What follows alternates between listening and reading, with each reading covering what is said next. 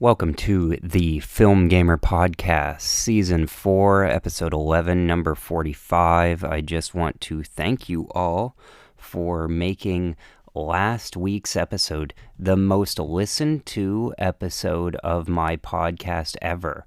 We started out in May 2020, going off and on, and we still have a guest, Griffin Penne, waiting in the wings to get on the show.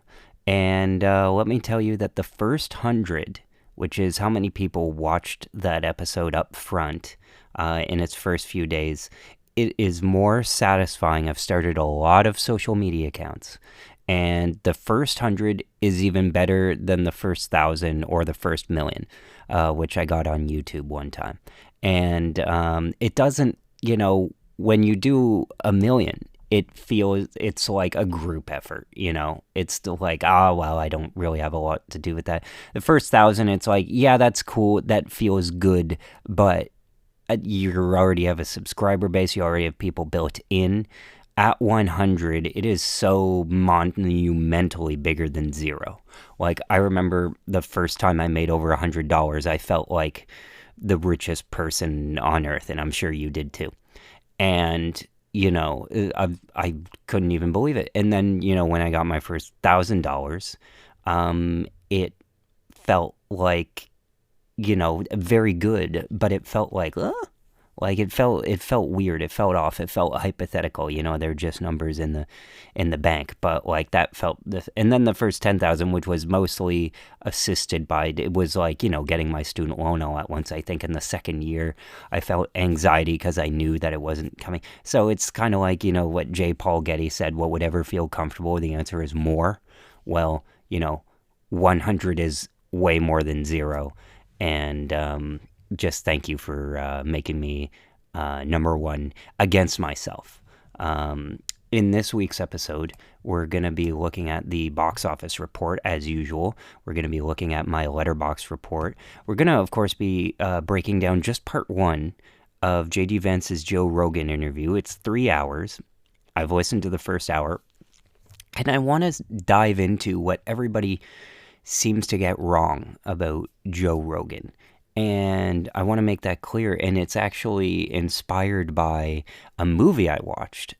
So, I'll just dip into it right now in case I forget, because, I have a job working now, which is great. It helps me orient my time so I'm not, wasting away just slumming it in bed rot, watching videos every day. So it lets me know, okay, I need to... If I want to play Silent Hill Shattered Memories, I got to play before my next work, and then when I go to work, I'm doing a lot of staring at a computer, so I'm feeling sluggish, and I haven't completely set up there, and I'm really anxious to, get going, to get my hands on, working with the tools and stuff, but you got to do the training, and, that's what it's about. So we're going to do the box office report. We're going to do the Letterboxd report. We're going to get into J.D. Vance's Joe Rogan interview and some responses to it as well. And we're going to talk about, information and, how to read it. I'm just going to dip into it a little bit on, like, how to read the news. It's probably something that you remember from elementary school, but that's going to be a thing. And then, I'm gonna, again, Joe Rogan, I thank him for doing the show, because it's part of the reason I have success on this podcast. I really appreciate it. He's just, no one replicates a better, sing-song sit-in with your buddies better than that show. So, I wanted to close out the show talking about TV, because I did a massive TV binge the other night of just, Paramount Plus did show after show after show, and the thing is, they're all from the same guy. So let's get into it now on this week's episode. The mainstay is the box office report. So, now, because the beginning of the month was on a Friday. It takes you by surprise. The Gregorian calendar, which is the best calendar. If you want to shout out, oh, I'm a big fan of the Julian calendar, or the Chinese calendar, or the Indian calendar, or whatever, feel free to say that in the comments, because Spotify has comments now. And let me know what kind of calendar you follow. I don't care if it's like the Blue Moon calendar, the Farmer's Market, the Almanac, whatever it is. Go ahead and tell me. But, I just orient my week Sunday to Saturday. And I do Sunday to Saturday, even though, it's funny. People say the weekend, is Saturday and Sunday. Sunday is the beginning of the week, You start from zero. You start on the Sabbath. You start doing nothing, and then it's Monday, the beginning of the week, and then Tuesday, some discounts to a couple. This started like 10 or 20 years ago, really, with all the cheap Tuesdays, deals on Tuesdays and stuff, because they needed to speed up the slow sales. People are like, Tuesday, what do you do? But Tuesday has always been good for me, because it's when movies come out on home video, on VOD. Now it's a bit different. Now they're trying to push it premium and stuff. And let me tell you, call it the ridiculousness that Alien Romulus came out on premium video on demand last week. This is a movie that's come out in August. We're now in November. So September, October, November, we're 3 months in. And I figured that they would put it on Disney Plus at the end of October.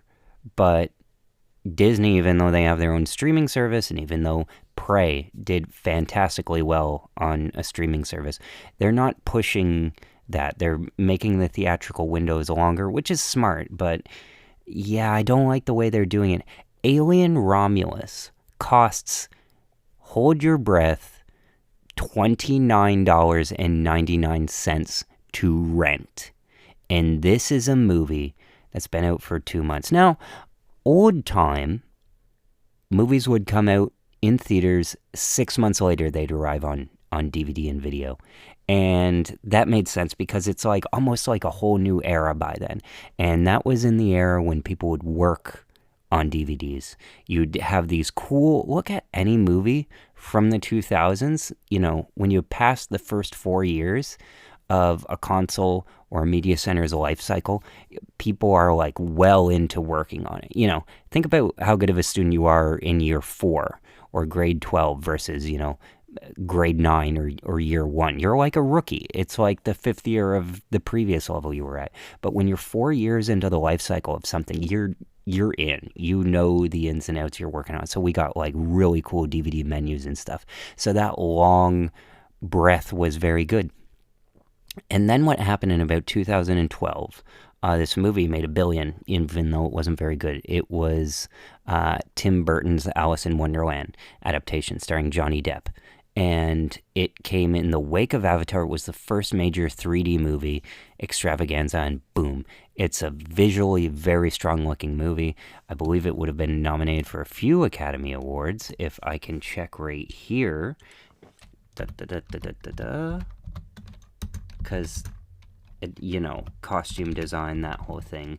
Tim Burton always has really great costume design. It's like really a secret of his success. I won't be surprised if Colleen Atwood was nominated for Beetlejuice. But yes, do you know how many Oscars Alice in Wonderland from 2010 won? 2. It won Best Achievement in Art Direction, Robert Stromberg, who went on to direct Maleficent. And you guessed it, Colleen Atwood, who I just mentioned, who, by the way, won the only Oscar the Harry Potter series has ever won by winning Best Costume Design for Fantastic Beasts and Where to Find Them. A really brilliant woman. She has won 4 Academy Awards. 4 Academy Awards. Fantastic Beasts, Where to Find Them. And again, no Harry Potter movie has won an Oscar except for that. That's the one. Do you know how many Harry Potter movies? Do you know how expensive they are? Do you know the resources they had? Do you know how much money they made and how many people have seen them? Do you know that John Williams did the score for the first 3? You know how many Oscars he won for those? 0. And he talked about, I watched Music by John Williams, a documentary that Spielberg produced. And John Williams is like, honestly, it was like the easiest theme that I ever did. They asked me to do it for the trailer, and I did. He didn't win an Oscar for Harry Potter. Colleen Atwood did, and she was nominated for Into the Woods, Snow White and the Huntsman. Alice in Wonderland is where she won her third one, and she did 9, Sweeney Todd. She won her second for Memoirs of a Geisha, which I've still yet to see. It looks like a cool design film, but it's directed by Rob Marshall, who did Chicago. That was cool, but it hasn't done anything great since, like Into the Woods, not that great. And then she was nominated for A Series of Unfortunate Events, which, by the way, if we're going by department heads, has the most stacked crew that I have ever seen. It's just that Brad Silberling isn't the best director.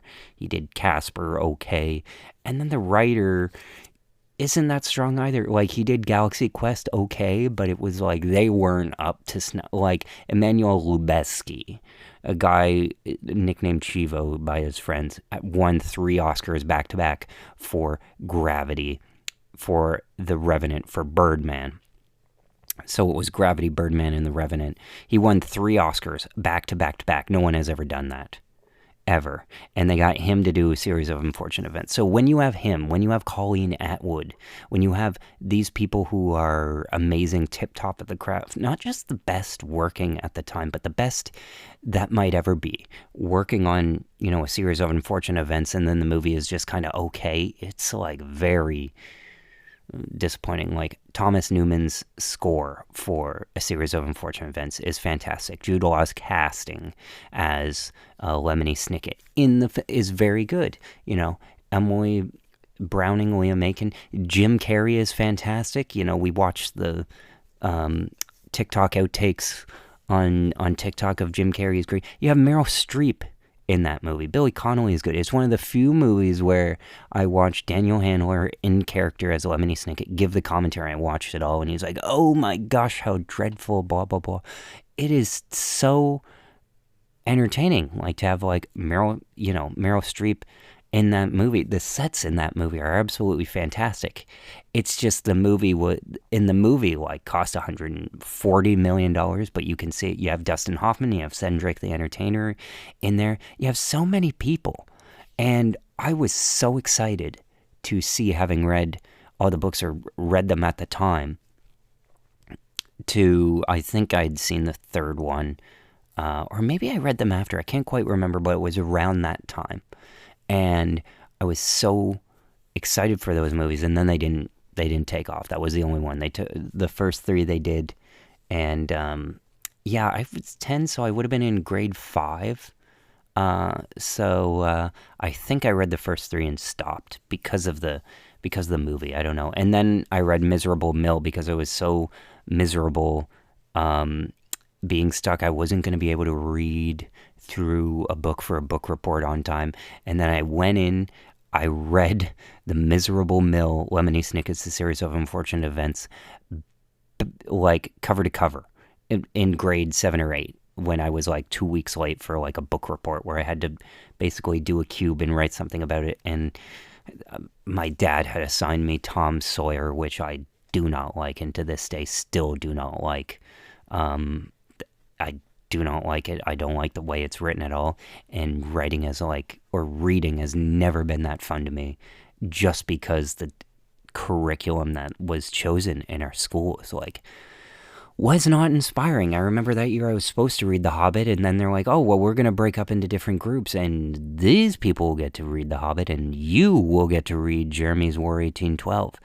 And so it was always work to me. There wasn't books that were fun. It's just they weren't tailored to me. They didn't choose any of the individual stuff that I like. So writing's always been something that was given to me, that I was ordered to do, and it's never been that fun as all the other mediums, which I hate. But I was so desperate that I read The Miserable Mill. I walked into the basement bedroom and just sat and then read The Miserable Mill cover to cover. And then I went out and I said, okay, I don't want to do this book. I'm doing this book, The Miserable Mill. I've read it cover to cover. It's done. And then they're like, okay then. And so I did a book report and stuff. So that, like, that's how important getting a book that is readable, that is writable, that is relatable is. And when you have material that's strong and you waste it, it's pretty frustrating. But, you know, at least that piece of historical entertainment is still nice to look at. Yeah, she won her first Oscar, of course, for Chicago. So yeah, Colleen Atwood, fantastic. She did Alice in Wonderland. That movie made a lot of money, and despite making a lot of money, it made over $1 billion in March of 2010. So like 3 months after Avatar, despite making that money. 3 months later, so in June, Disney broke the seal. It was down to like 4 months. I remember because the Lord of the Rings, the first Fellowship of the Ring in 2001, I remember because I got like, there were two. There was the Blockbuster and the Jumbo Video magazines that we picked up that would have different covers and have all the plot descriptions and who was in what, and I'd take it because it was free and read it every month. It was one of the few things I did enjoy reading. And for Fellowship of the Ring, it didn't come out on DVD until August, 8 months later. And The Two Towers was the same, and my dad didn't get Two Towers until November. He ended up waiting for the extended edition, whereas we didn't want to wait, and he got it in like August for the first one and the third one.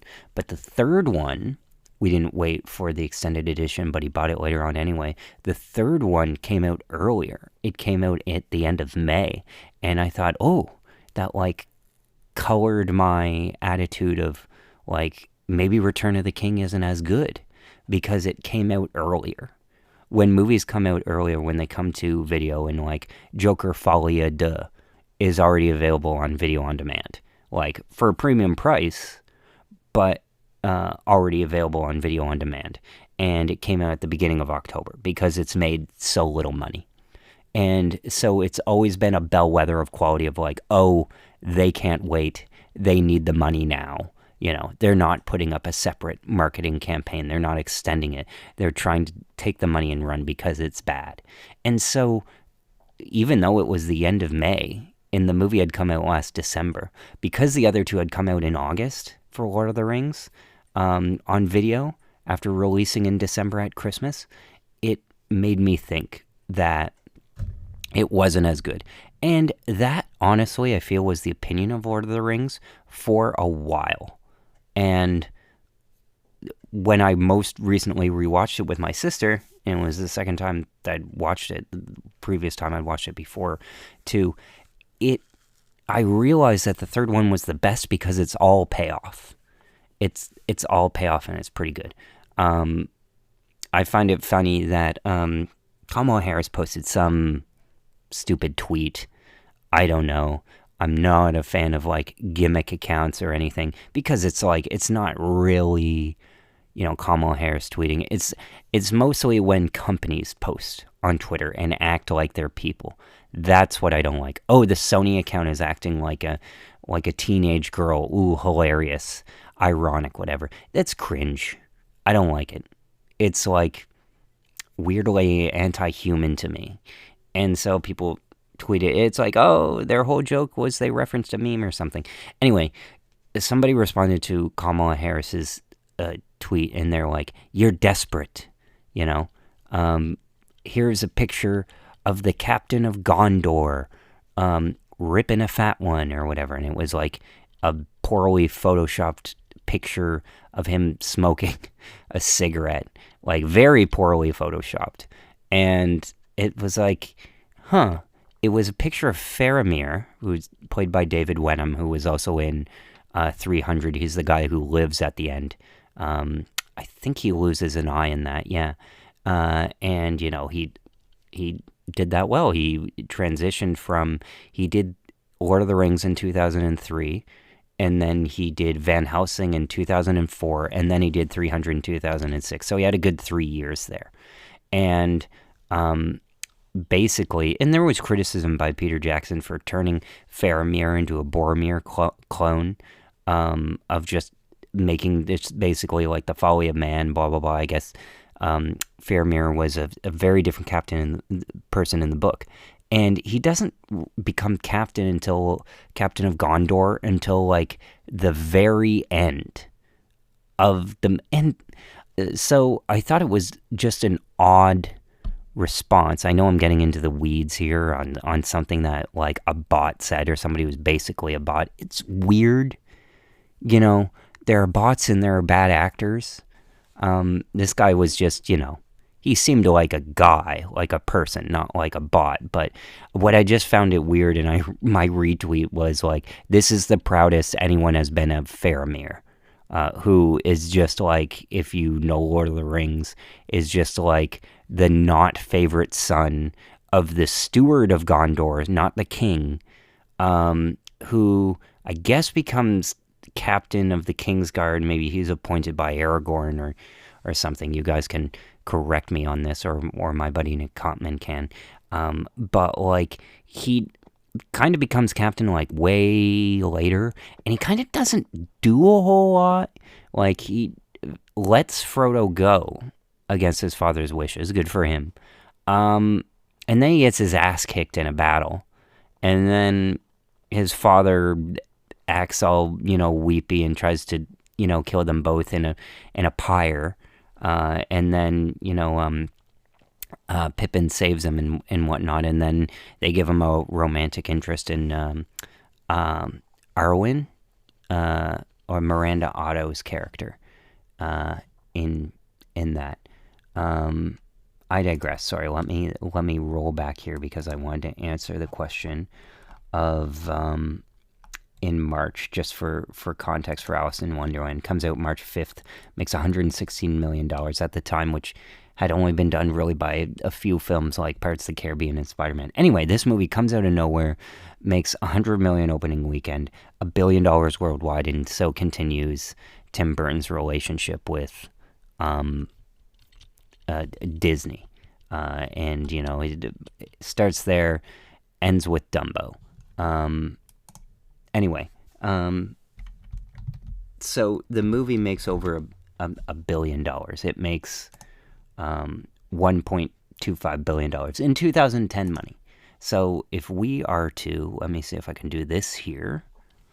Okay, I have a lot to do, so I need both hands for this. This is what I need to do. Okay. So, inflation calculator. Because, numbers matter to me a lot. Yeah. Okay. If I do 2010 to 2024, so that's 1.3 billion today. Okay, an extra 300 million. What is that?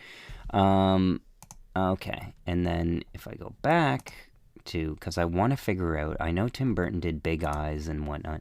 Anyway, Alice in Wonderland, they greenlight a sequel. It doesn't make nearly as much money. It adapts the second book. Yes, there is a second Alice in Wonderland book called Alice Through the Looking Glass that Lewis Carroll did do. Hey, Tim Burton has 2 Oscar nominations. Can you guess what they're for? I'm guessing short film and animated feature. No, animated feature for Corpse Bride and animated feature for Frankenweenie. Huh. He'll do another animated movie. Maybe that's where, Guillermo del Toro won his Oscar there. But, yeah. So, Tim Burton famously fired from Disney for trying to do his short, and people just found he was too weird about it. What? Oh, I hate how IMDb does this. So, Tim Burton is known primarily as a director, okay? Yet, they go by who has the most credits, and he has the most producing credits, so there he's listed. So, contextually, Tim Burton, mild hot streak, after he... Okay, I'm just gonna ring through it here, okay? So he does Beetlejuice, that's like his... Pee-wee... He does Frankenweenie, he's fired from Disney. He does Pee-wee's Big Adventure, okay? That's like sort of big. And then I think Netflix did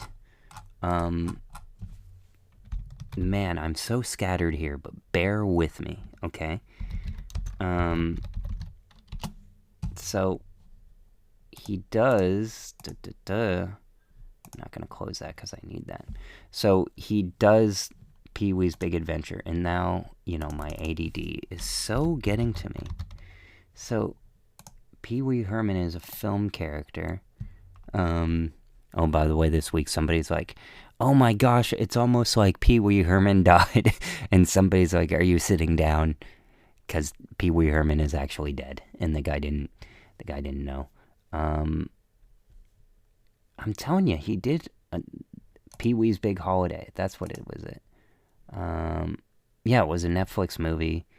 Came out in 2016. Yeah, another thing happened. Did people like it? 80% approval rating. But Netflix movies don't exist. Yeah. So Tim Burton broke out with a Pee-wee movie, and Pee-wee became a character, mainstay, and stuff that people like. I always found him very creepy, and he was arrested for, indecency. But hey, people like him. And forgave him, I guess. Maybe because he was like an ally or something. I don't know. That I won't get into. But anyways, Tim Burton then does Beetlejuice with Michael Keaton. Then he does Batman with Michael Keaton. Then he does Edward Scissorhands with Johnny Depp. Then he does Batman Returns with Michael Keaton, which is him getting darker and weirder. And I don't find Batman, watching it with clear eyes in the pandemic, not liking it a lot. Watching Batman Returns, loving the costumes, the sets, the everything. But it's not a very good movie. But it's nonetheless him going darker. And they wanted Robin Williams for the third movie as the Riddler, and it fell apart. But Jim Carrey, in my opinion, did a great job, and I like Batman Forever. So anyways, he does Ed Wood next, a movie that is on my list on Disney Plus. I started it, was late at night like this, and I'm like, I got something going on tomorrow, I'm too tired, forget it. I don't want to compromise my movie experience. But it's nonetheless considered one of his very best films. And he does Mars Attacks, a movie I loved as a kid, but it's a big bomb. And people joked it's almost like Ed Wood, who was considered the worst director of all time. It's almost like Ed Wood directed Mars Attacks. But anyways, Sleepy Hollow, another movie where I saw for the first time for the pandemic. Again, looks great, shot by Emmanuel Lubezki.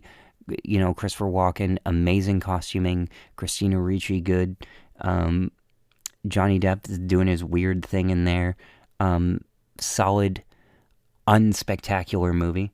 Then Planet of the Apes, probably the most successful movie that never got a sequel. I mean, there's movies like Pearl Harbor, and Batman vs. Superman did get Justice League, so Pearl Harbor is a historical event. But Planet of the Apes made a lot of money, and it never got a sequel. They ended up rebooting it 10 years later because it was so critically not well reviewed. Great costuming and stuff, but not well reviewed. My dad ended up getting it on video, though.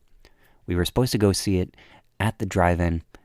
Planet of the Apes, Fast and the Furious. Of course, Planet of the Apes is Warner Brothers, I believe, or Fox, and Fast and the Furious, yeah, it's Fox, and then Fast and the Furious is Universal, so they weren't on the same screen. So we chose Jurassic Park 3 and Fast and the Furious over Planet of the Apes and Dr. Dolittle. Ultimately a good choice. Moving on, he did Big Fish, and then he did Charlie and the Chocolate Factory, which is not a good movie, but has some cool visual treats in there.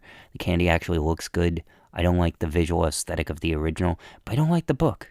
Somebody pointed out that nobody has tried to adapt Charlie and the Glass Elevator, which is like a sequel to Charlie and the Chocolate Factory that Roald Dahl wrote, where they basically go to space, and quite a concept. I don't think that they could make it, though.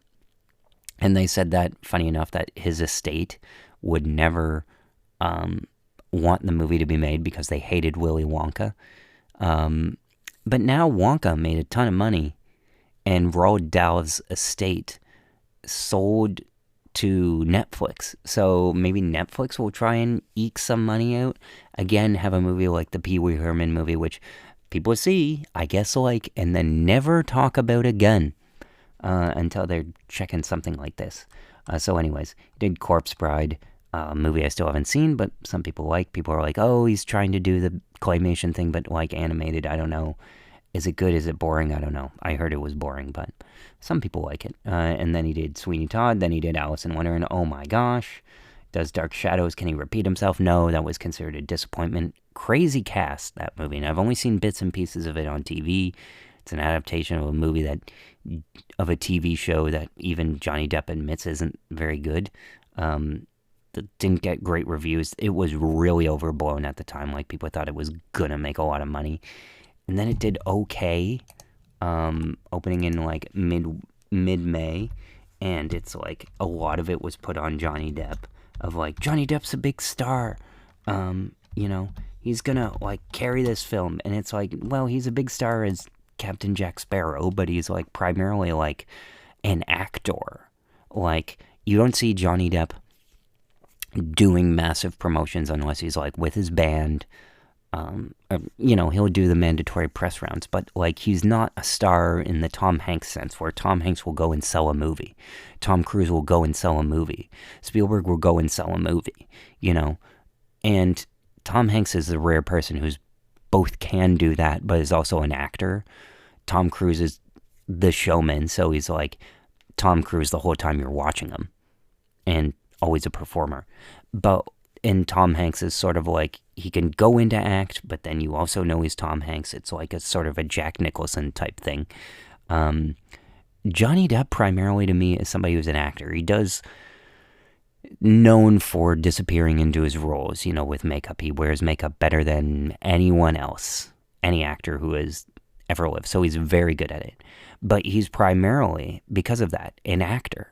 Like, he uses makeup as a tool. He breathes through it. So, when you see Captain Jack Sparrow, you don't think, oh, that's Johnny Depp. You think of it like secondarily, like, oh, that's Jack Sparrow, played by Johnny Depp. So that's what you're thinking, You're not thinking, oh, that's Johnny Depp, he's playing Jack Sparrow. Oh, that's Jack Sparrow playing Johnny Depp. So my fundamental point is that Johnny Depp is an actor. And it's a bit hard now because his personal life has gotten so big. He's gotten so rich from the Pirates movies, they've basically ruined him. Because, he gets everything, gets all the money, paid very well.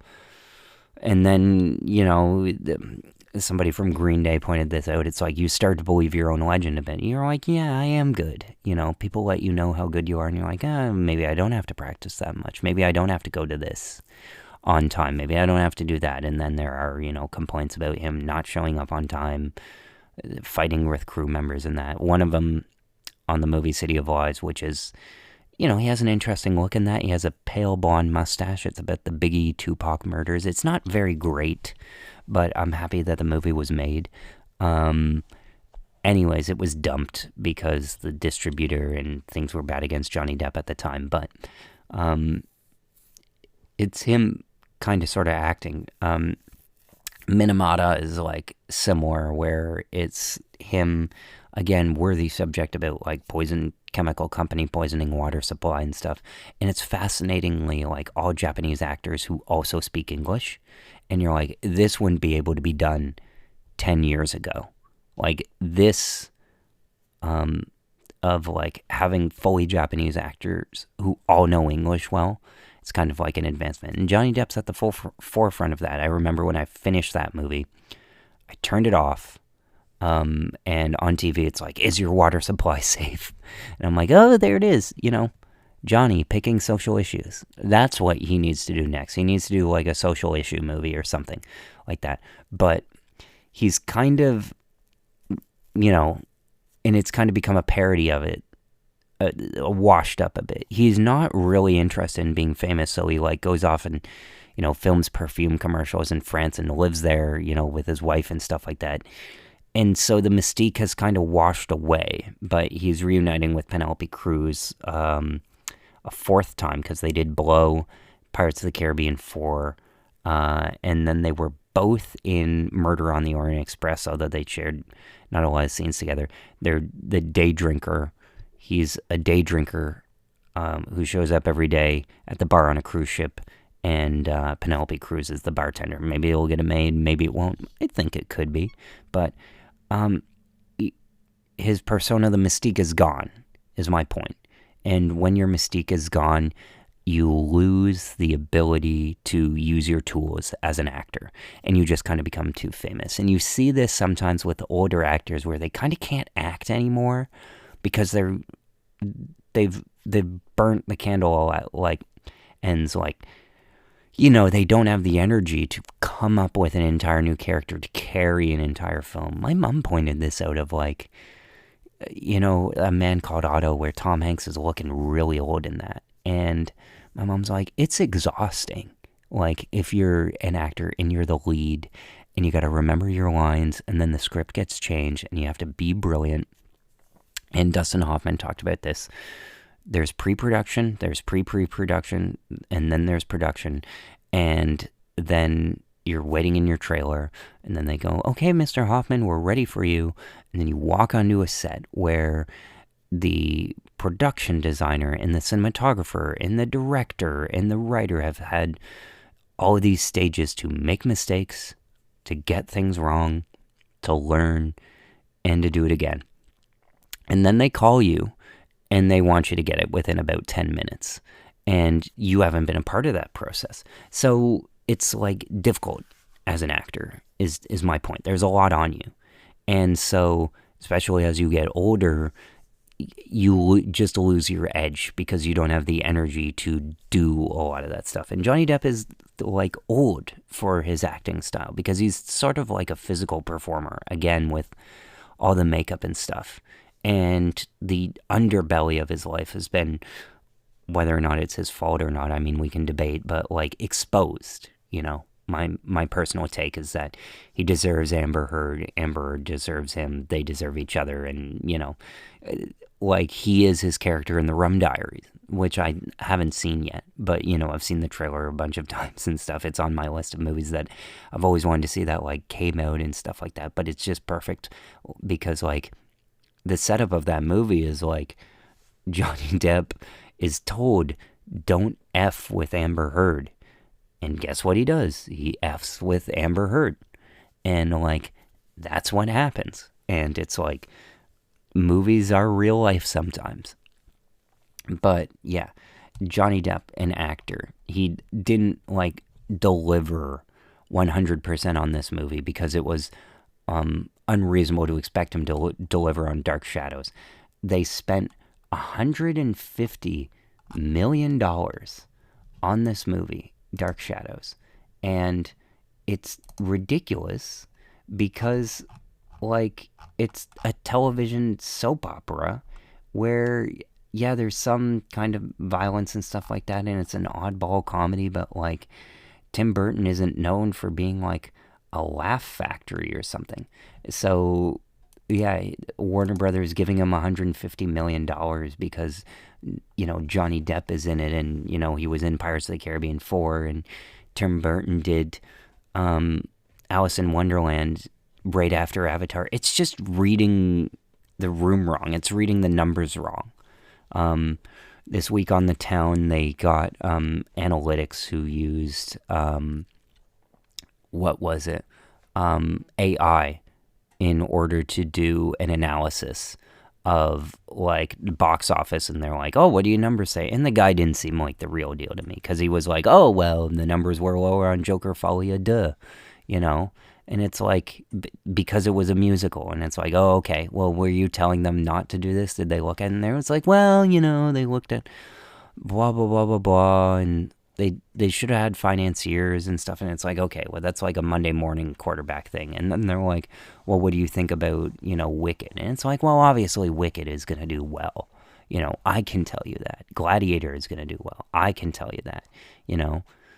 So it remains to be seen. They did have a point of like analytics and stuff as like a tool, but it remains to be seen of like, okay, if you just feed the numbers in, and you're like, is Dark Shadows going to be a hit? And it's like, well, obviously you know what you know now. But like an analytics firm, which was just looking at the numbers, was like, well, Johnny Depp was just in a, you know, $1 billion movie. Pirates of the Caribbean 4 made a lot of money in 2011. Not as much as like 3 domestically, but it made way more internationally. So that had a lot of money. and Tim Burton had made Alice in Wonderland, and that had made a lot of money. And so they're reuniting for like a fantasy type movie in the middle of summer. And it does 29 million, which frankly I thought was quite good, but it's a flop, sort of. Like, it cost 150 million, made 245 million worldwide. Again, domestically they make like 65%, makes 79 million, so they lose money on that front.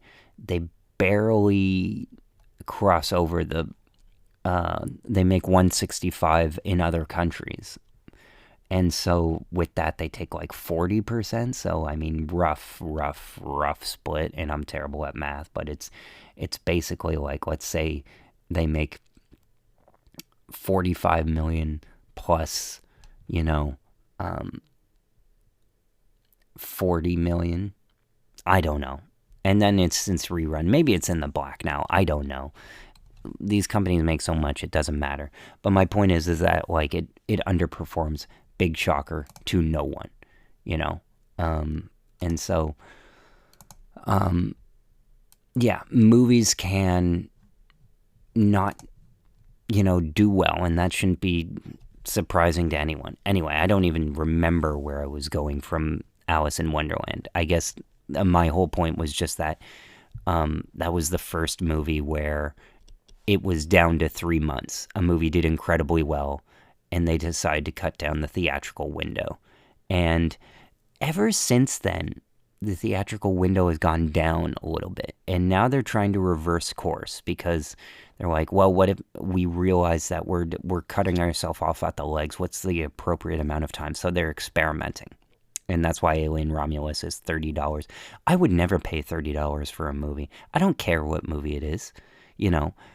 When I went to see The Iron Claw in theaters, I paid a lot of money, but that was for everybody individually. Like, other people were getting to see it. It was Christmas Day, blah, blah, blah.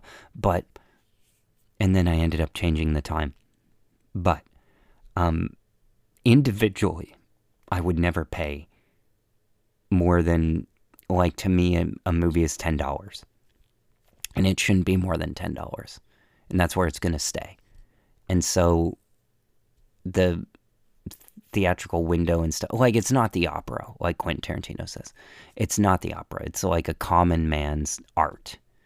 And so they're experimenting now on windows, and some movies like Joker Folie à Deux are coming out, costing a lot on premium video on demand and stuff, and they're trying to figure it out. But they've basically ruined it, because everybody's like, well, I can just wait for streaming because I'm already paying for it.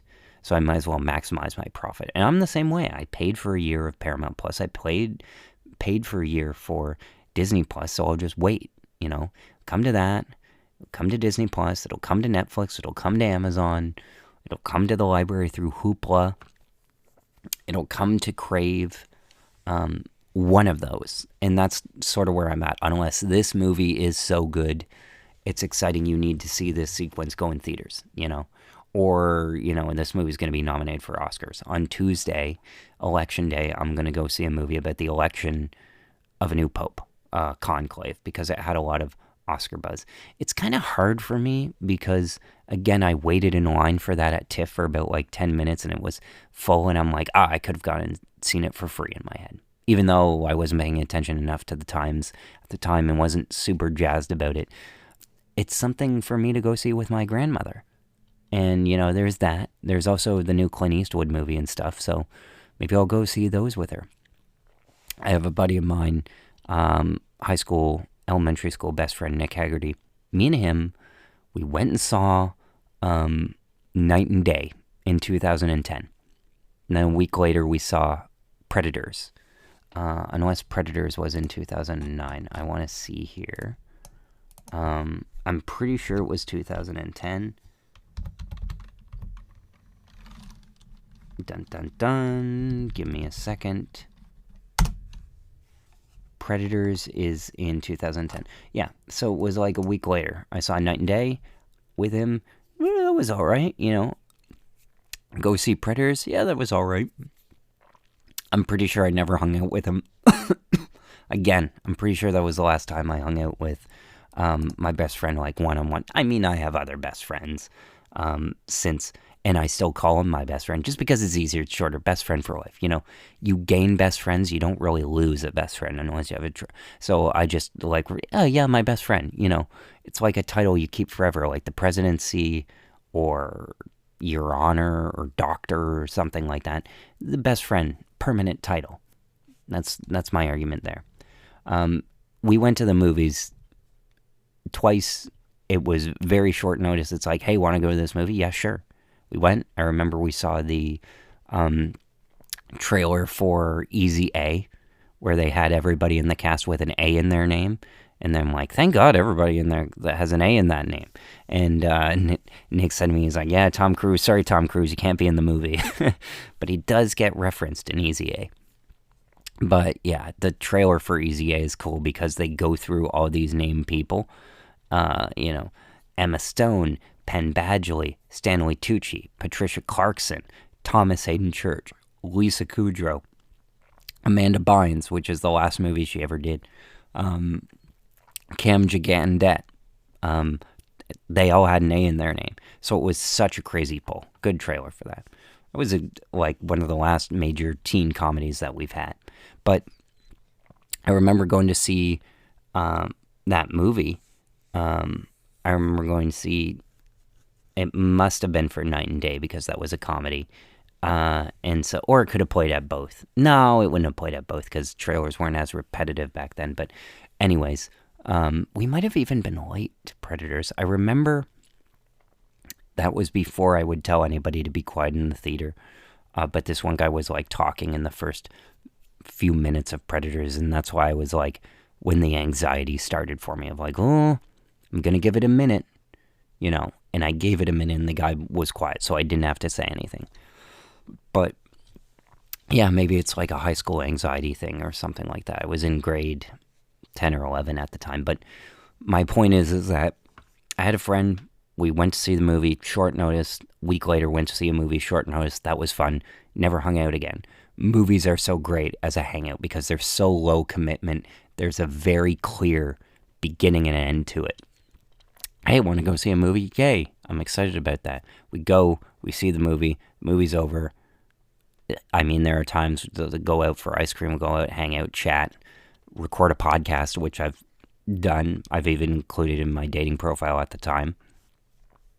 I should have, maybe I will now, but I should have kept that as a profile thing, because somebody matched with me. I didn't end up matching with them, though. It's got to be a two-way street. Although, my life would be a bit more successful as an entertainer. Let's be honest, if I was a bit more sleazy. If I don't care. I'll go on a date with a person I know I don't like for content. Everybody who, look at the Paul brothers.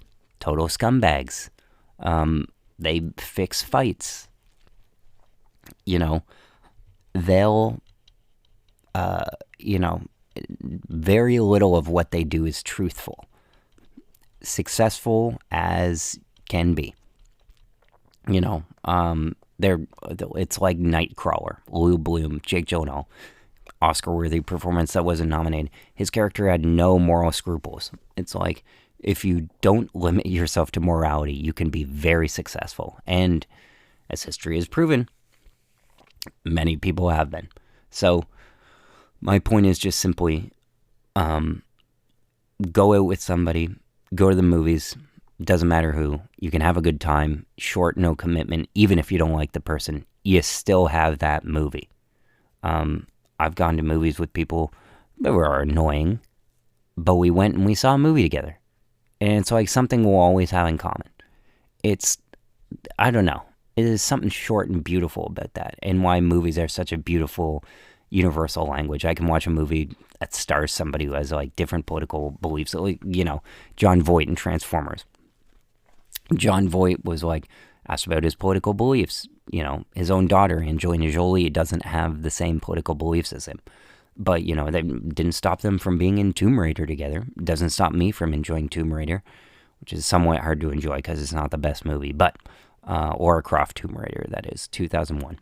But, John Voight said, yeah, somebody took a photo of me and posted on social media. I didn't like that because they agreed with me politically, but it implied that I talked about politics at work, which I would never do. That's unprofessional to me. And, I am very much a separate the art from the artist.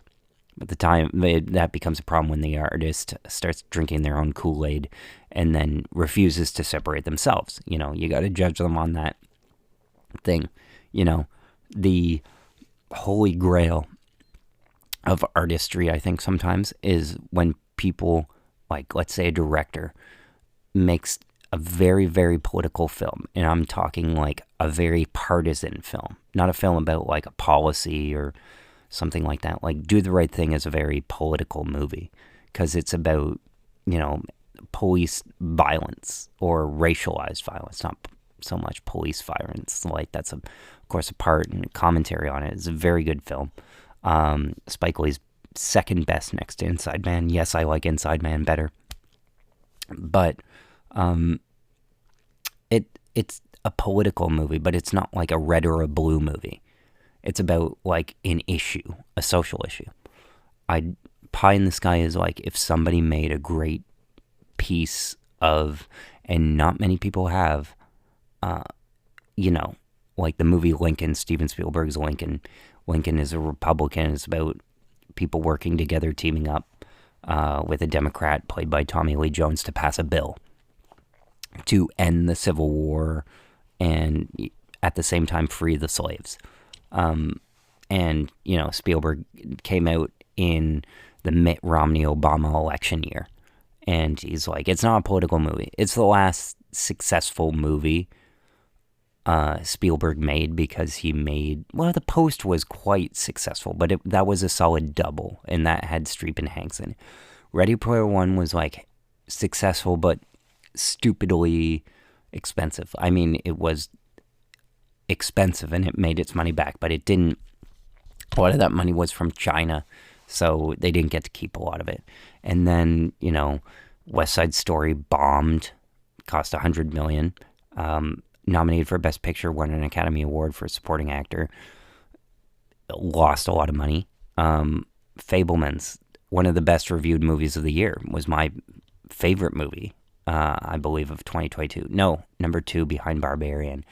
Nominated for 7 Oscars, considered one of Steven Spielberg's best movies, actually, if you look it up on Wikipedia. The keystone to his entire career. That movie was a box office flop. So Lincoln was the last successful commercially major hit, out-and-out hit that Spielberg has done. It's kind of weird to think about because that was 12 years ago and Spielberg hasn't lost a step, but the movies and stories he's interested in aren't as commercial, and that's the thing. It's the dream of mine for somebody to do a movie about a sitting politician and have it be, I believe in these democratic values, or I believe in these Republican values, or conservative values. They're this, and this, and they're starkly against this thing. But I believe in them because it's important, and then use a plot line in which that is, viable. Or a part of the character, and, stand behind that.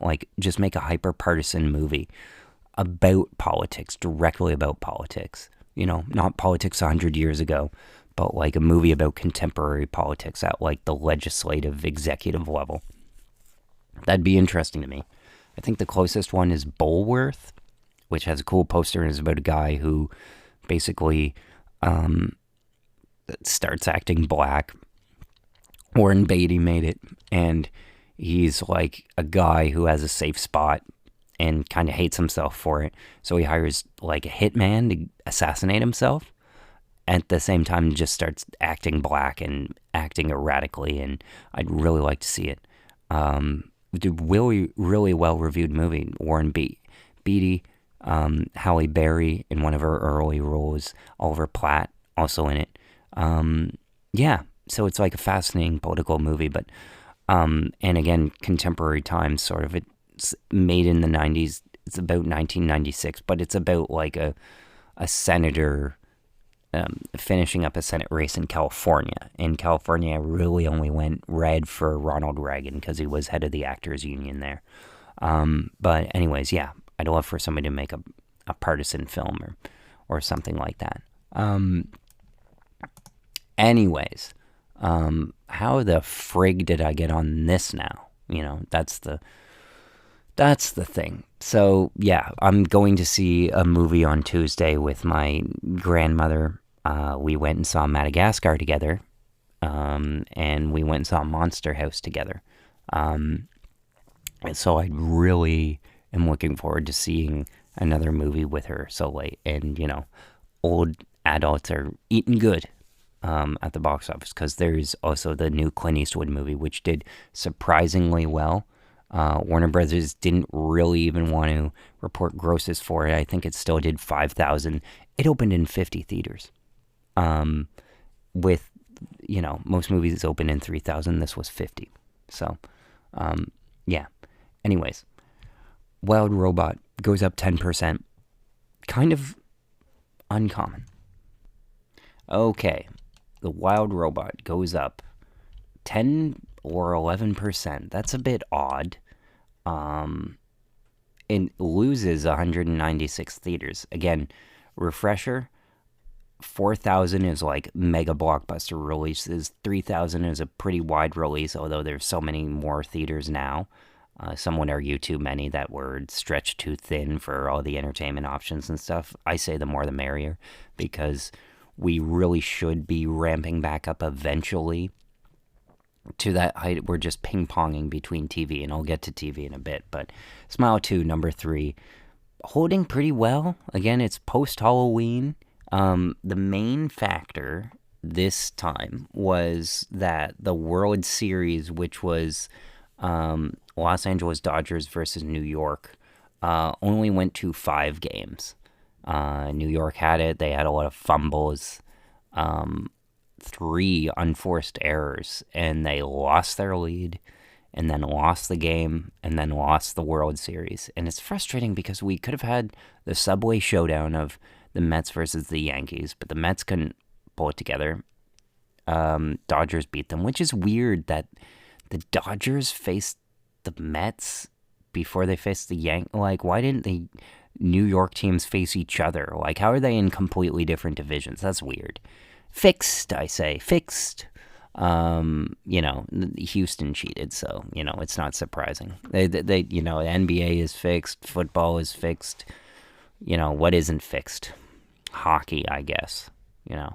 I'm Canadian at heart. So, anyways, Venom: The Last Dance is number 1 at the box office for a second week in a row. It's kind of funny because what I was talking about the calendar earlier is that the next month is on another page. So you don't think about like, oh, there's nothing the first week of November. That's usually a big, I remember a lot of Marvel movies sometimes open on this date. I remember both American Gangster and B-Movie opened on this date in 2006. Yeah, I always want to say 2007, but like that was the time of the sequels and stuff like that. So, yeah. If I can go back to 2007 right here, because I want to see what was, because 2006 was, the B-Movie was 39 million and American Gangster was number 1. Borat was 2006 with Santa Claus 3, a movie I still haven't seen, and Flushed Away, which I didn't like. Oh, it Flushed Away opened to 18 this whole time. I thought it opened to 19. It's a weird Mandela effect and stuff. And Borat famously opened to 800 theaters, and people really criticized 20th Century Fox for their release strategy, because it's like, oh, it's only opening in 800 theaters. But it was like, sometimes they do a campaign where they're like, I want people to travel to see this movie. I want it to be exclusive, and it pays off. And then other times not enough people go. Like, to be a word of mouth hit is very difficult, because you have to not only be a good movie, but you have to be a popular movie as well. And Borat did that, and then it added 1,700 theaters and went up 6%. from 800 theaters to 2,500. And it was number one for 2 weeks. And again, made a lot of money, made over 100 million internationally, got an Oscar nomination for script writing, which Todd Phillips was nominated for, by the way, Sacha Baron Cohen. By the way, guess how many Oscar nominations Sacha Baron Cohen has? 3. One for writing Borat 1, one for writing Borat 2, and one for supporting actor as Gabby Hoffman, even though he's like way too old to be him. But, people are healthier now. That was like Trial of the Chicago 7, which he was nominated for. What an Oscar bait piece of crap movie. I'll never watch it again. That was like the 2020 year where it's like, okay, guys, what movies have we got that released this year? And that was the 10th movie. To explain, there's always a 10th movie. Ever since 2010, when they expanded the Best Picture nominations list to 10 movies, kind of no matter what, they used to do for a period of few years between, 10 and whatnot. And then one year they're like 10 regardless. And it was before they got to the point this decade where we've had a lot of international films like Anatomy of a Fall and Zone of Interest and Parasite and stuff like that, where people kind of dig deep. Parasite really broke that barrier where people dig deep and they're like, okay, what's the best movie going on in Japan that we also can all watch? Drive My Car. Hey, this movie's like pretty good, Subtitles are short and snazzy. The movie's like epic and visually driven, even though it's slow. Literally driven. What a pandemic movie. That's a good pandemic movie. They bring it out at the pandemic at the very end, which is kind of like interesting to me. It's still so odd to me that the pandemic is like 4.5 years ago is when it started. Like it's a distant memory. It's not recent anymore. But it's so weird because it split movies in half and we still haven't recovered from it. Like the amount of movies that were being produced at a high level at 2019 was immense. And if I go and look at the yearly box office, okay, let me just break this down for you. So 2014, $10 billion industry. This is just theaters alone. 2017, $11 billion. 2019, $11.3 billion. And then 2020 hits and it goes from $11.3 billion to $2 billion. And then 2021, you have Spider-Man No Way Home at the end of the year, $4 billion. So it doubles. That movie basically carries because that movie makes like $1.9 billion. But this is just in North America. Let me go in-year releases because like who the frig? Do I want to do in-year? No, I'll do calendar for domestic yearly because it's yearly and it's domestic. It's not based on one single film. But 2022, you have Top Gun Maverick. Again, this is just domestic. It's also the year... no, Barbie's next year. It's Top Gun Maverick and Avatar that year. But Avatar doesn't like the way that they calculate calendar grosses. I believe for individual movies, domestic should count for both calendar years in which it's released, like especially for December movies. Nobody cares that Avatar 2 made $400 million in one year and, $300 million in another or whatever. It made $680 million overall, which is insane. And it's funny to me that, again, people thought like, oh, Avatar disappointing and it's not going to do well. It opened to like nearly double the first movie, but it's like people aren't saying. And then Avatar ended up like doing it again. Like Avatar 2 is the third highest grossing movie of all time. That's insane. Like it's one of 3 movies to make $2 billion, and then it made $300 million on top of that. It's insane. It's a good family movie though. Like the fact that James Cameron did it again is quite something. Like I went and saw 60 frames per second or 48 frames per second high frame rate movie in 3D, and I paid for it. And I didn't even like it, but I'll still go see the third one because it felt like something. Like it felt significant. And it's just always funny to hear people be like, oh, Avatar isn't culturally significant, blah, blah, blah. And it's like, give it a rest, buddy. You don't know what you're talking about. You don't know what culturally significant is. Like, it's a movie with outstanding special effects and was nominated for Best Picture. Okay, a lot of people saw it. The blue people, that plays everywhere. Anyway, so 2022 did well. 7 billion. 2023 had Barbenheimer, okay? 8.9 billion. And there's a question with the holdback this year was the dual actors and writers strike really put a clamp, and we're through it now, because the one movie that really got affected was Deadpool and Wolverine. That was the main movie, and because of the actors and writers strike, they couldn't film. So they had to bump it from May, but still came out in July. But we still have a bit of a weak calendar, particularly in the first half of the year. So it's a question of we're at 6.7 billion with 2 months to go. Are we gonna be able to come up with essentially $2 billion? That's $1 billion a month. And it's okay, Gladiator 2 and Wicked 2 can do it, but what's in December? What's the big December movie, this year, yeah, Inside Out 2, huge, gigantic hit. I think I've even seen it almost twice. I watched a bit of it, just on the couch and stuff with some kids. I watched it with my nephew, and in Waterloo. Deadpool and Wolverine, saw it in theaters. Yeah, big hit. Despicable Me 4, haven't seen it yet, but and then Beetlejuice was a solid hit. Dune Part 2, solid hit. Twisters weirdly collapsed overseas and stuff, but those are mid-level hits, 370 million. Godzilla, makes a lot of money, but that's just over 500 million. That's Ready Player One, and it costs more than Ready Player One, so it's weird to me. But I guess Ready Player One gets less credit because it all came from China, and China takes, like I talked about, domestic getting 65% of the ticket price. Internationally, they get 40%. In China, you get 25%. So it's yeah, they have something like 10,000 theaters in China, and they have a lot of people. So if you can break through in China, and you can never predict what's going to, Venom did, and that's why Venom is doing so well.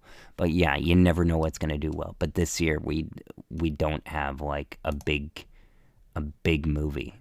The big movies are in November with Wicked and Gladiator on the same day, and then you have Moana. So that's really gonna help. But is Kraven the Hunter gonna turn out to be gigantic? Because there's a chance that could be good. There's a chance that everybody goes see Interstellar again, in a limited release and stuff. There's a chance that The Order could do okay. It'll do max maybe 30 million. I saw it. I enjoyed it. It's an Iron Claw type movie where it can be a sleeper hit. But the big movie, is September 5 gonna break out? No, I don't think. Maybe it'll do decently. It seems like a good movie, but yeah, Lord of the Rings, War of Rohirrim. That's an anime style movie. Again, it'll be good. It'll be think Spider-Verse, where it could do very well because it could appeal to, Japanese people. I believe they have a Japanese director. They have an Asian director for sure. I'm not going to look it up because this podcast is already running long. But the plot looks interesting enough. I think it's the second biggest war in the Tolkien mythology, aside from, the War of the One Ring and stuff. So it's yeah, that'll do something. Oh yeah, Mufasa is the big movie, so that'll drive. And Sonic is the big movie, that'll be the big drive. So there are those, and then you get Nosferatu, bleh. You get Complete Unknown, bleh. You get The Fire Inside, which is okay, mildly uplifting. That could be so. There, I forgot. There's Mufasa. There is Sonic. There is, maybe Kraven can move a needle a tiny bit, but then there's Gladiator and Wicked. So you have 4, let's say $500 million movies. Okay, that can carry. If they all do if they all do well and at least match. So we're not going to keep going down. And then we'll be at full strength next year. So slow and steady, we'll see. And then we'll also see, you know, is Apple going to continue to commit to theatrical? After Red One bombs, which I'm certain it will, I don't know, maybe people will like it, but for movies with bad special effects, which frequently star The Rock, he's been in streaming movies nonstop. And same with Chris Evans, that it'll be hard, like, to see, oh, the guy from Ghosted that I saw on my TV, you know, am I going to go to the theater for him? I like Chris Evans, but no, I don't think so. But anyways, Venom: The Last Dance does well in China. It doesn't do as well domestically, but it's already at 317 million, and it just opened. Conclave made 15 million in 2 weeks, which is pretty good for a movie that's playing in less than 2,000 theaters. Smile 2, holding well. Wild Robot, again, it went up, but it will have to play for quite a long time to be like 120 million isn't a lot for this movie, which definitely cost over 100 million, I'm thinking. And I'm sure it's a very good movie. Maybe it'll get nominated for Best Picture because people want, something different. It costs only 78 million, so they reined in costs. Okay, so it's already a solid hit. But it's almost like an Iron Giant-ish type hit of like warm-hearted and stuff. I really wanted to see it. I had multiple opportunities to see it. I turned it down to see The Substance, no regrets, but I'm like, you never know when you're going to have to kill an afternoon with a nephew, you know? So that's why I kept it. Here, bombed, wanted it to be good. Reviews for it aren't that good. Bummer. Really wanted it to be great. Like the writer, like the director. It's just too experimental in a bad way, okay? Nobody likes de-aging. Get the appropriate actors and get makeup. That's all, okay? I don't need to see something fake for no reason. Like, I don't care how good the technology gets. It's just makes no sense to, like, de-age somebody. Takes me out of the movie all of the time. Unless you can find something like Tron Legacy, where Jeff Bridges kind of has a copy of himself. He said, I don't like it. I look like Bill Maher. I don't look like me, which is somewhat true. I find that amusing that Bill Maher gets referenced. But the thing is that Clue is like evil, so he's supposed to be an imperfect copy of Jeff Bridges, you know? So I thought that worked in the movie, and that was the first time I saw that. And I thought it worked really well. There was a story reason for that. In Blade Runner 2049, Sean Young shows up, digitally altered. She doesn't move that much. She's in it for like a few seconds, and again, she's looking straight, very little emotion, in the dark. Pretty good stuff, but it's about replication. She's not supposed to be real. So, yeah, there you have it. Moving on, the reviews for, by the way, the reviews for September 5 are at 90%. Do I get an average critic rating? No, I don't. What does the negative review from a top critic say? Criticize. Isn't interesting in anything that would detract from providing audiences with the sustained pleasure of watching a clock ticking through. What does that mean? That's it. I mean, I'm not criticizing the review. It's just I'm criticizing that, like, that's what it was taken as a negative. And it's, like, from a top critic, so. Leaves questions about ethics and morality up to the viewer to interpret. F that. You know. So, yeah, it's tight, it's blah, blah, blah. Like, it's an effective movie. But where are we getting to the bottom? Yeah, it's held back by its apparent insistence on taking apolitical. Ooh! Okay. I wonder what that means, though. Because it's like a movie called September 5, which is about Black September, which was a terrorist group that took people hostage at the Munich Olympics. The movie Munich was made about it. But it's fine because there's enough substance about journalism that you can make about the movie. The concept of the movie is that sports, ABC or NBC, one of the broadcasters, maybe CBS, is in the Olympic Village recording when the terrorist group takes Olympians hostage. And they're just sports journalists that are out of their depth, but they're on the clock at the time. So they're like, oh, we'll step up and we'll report this. Reminds me of, I know, the incident doesn't remind me, but like being called upon to do something you're capable of but not used to performing at that level reminds me of when I was at the Fulcrum. And I believe it was the editor-in-chief or the head writer of the section editor said, Will, you're writing a sports story. And I'm like, no, okay, great. And I went and they just, voluntold me. And I'm like, okay, I can do that. And then I went and got a quote.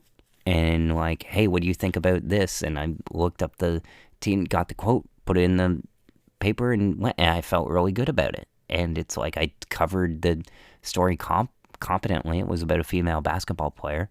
And so, a lot of times we're called upon to do something that you wouldn't expect somebody to do, and they do it well. Like Craig Mazin, known for writing scary movies and superhero movies, Hangover sequels and stuff, and then he writes Chernobyl.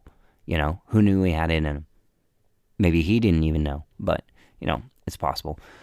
My point being this, in journalism, there is enough questions about, like, the ethics of journalism. I don't care about if it's for Israel or Palestine or not making comparisons to that. To me, it's a bigger thing about journalism because as they were reporting on the news, I believe that the terrorists were watching the news and the journalists were doing such a good job that they were uncovering, like, hiding spots of, like, where people were hiding, and then the terrorists were finding that out and then used it to kill people. I'm pretty sure it was some variation of that, of them giving that away.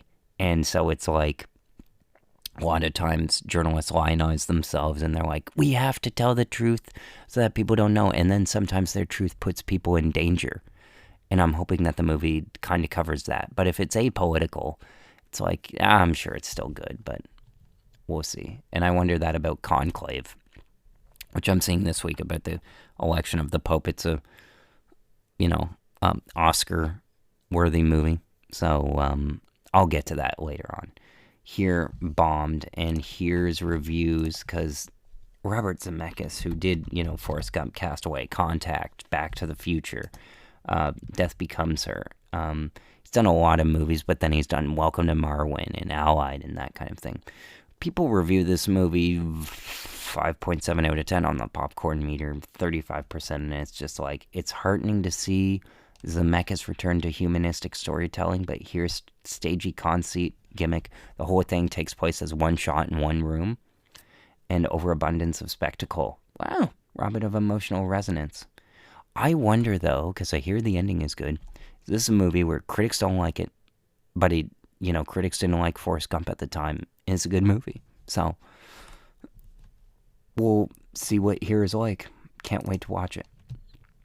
And then, We Live in Time still hanging around. 17 million. This is like a 20 million movie, Like it does 20 million, that does better on streaming. Makes some money for A24.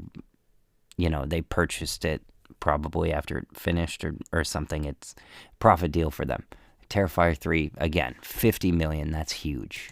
Like, huge breakout success. Huge. And it's a not unrated film. I wonder how the Motion Picture Association feels about that. Like, that they refused to rate a movie and it still managed to find its way into a bunch of theaters and people ran it. Because it's like, well, we'll just run it as like an R-rated movie. It's fine, because the Fangoria magazine made their own movie, basically, and they marketed it directly to their fans, and they did that twice, and then for the third movie, they went bigger, and there you go. And then you have Buluya.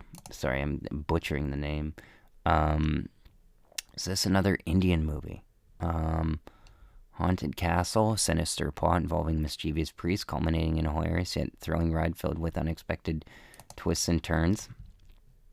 I'm guessing it is Indian. I could be wrong, but again, every few weeks you've heard me report on these movies, and it's like, oh, here's an Indian movie. Oh, here's a Japanese anime movie from Crunchyroll, and yeah, it's an Indian movie. Again, good for them. They're being served. It's playing in both my local theaters, and yet I can't go see Juror Number 2 because of friggin' the CEO of Warner Brothers wants to dump it. A-hole. It's frustrating that I can go see like an Indian movie. I don't like Bollywood movies, although I want to see this movie Kill, which is like, on a train, and a guy fighting. That seems cool. But I just don't like and it's the same with wuxia. It's the same with like Kung Pao Enter the Fist. It's so over the top. It's over the top. Even as a comedy, I don't find that it works. It works in animation, but it doesn't work in, that's why that's what anime is for. But I don't like this stuff, the live action. Like Aladdin was this way, where it's like, tried to get it a bit into mystical, tried to get a bit into Bollywood. It didn't completely dive in. If it did, maybe it could have crossed over or something, but, Disney playing it safe, getting Guy Ritchie or something. I bet you if they do Aladdin 2, they'll get a Bollywood director. Maybe they'd be smart too. Who knows? Maybe what they would probably do if the Rey movie wasn't in Turnaround, the new Star Wars movie. That's a sequel starring Rey.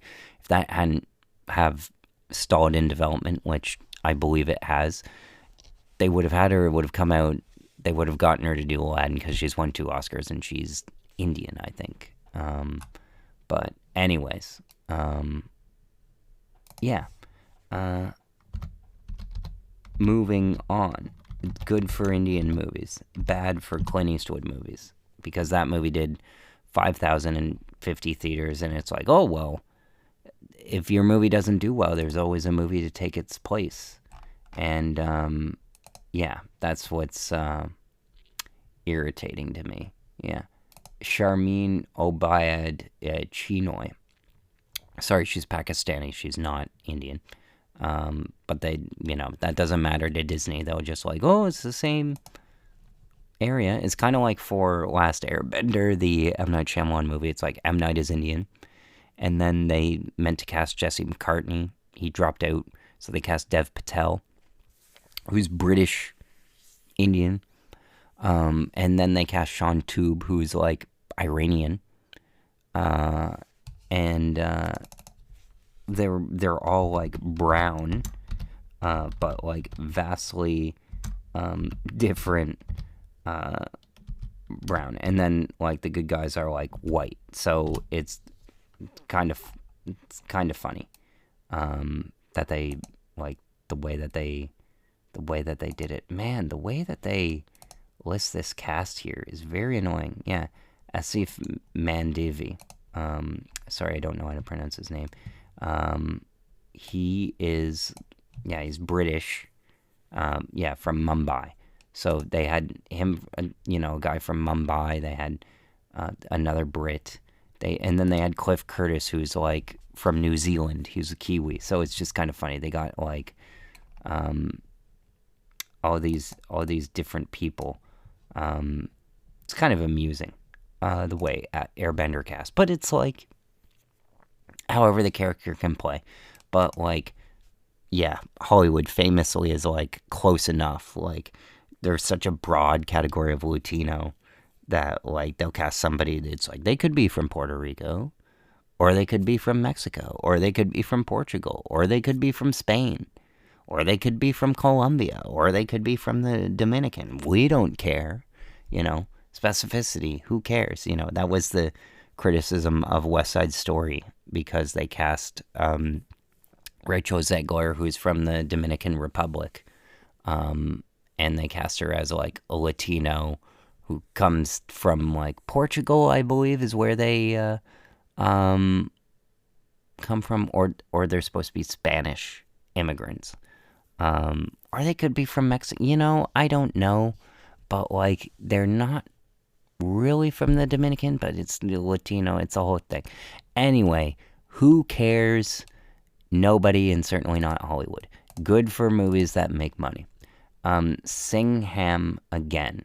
Another 2 million movie in 750 theaters that does 2,900 per theater average. It's playing to its base. Man, I'm guessing that this is Indian.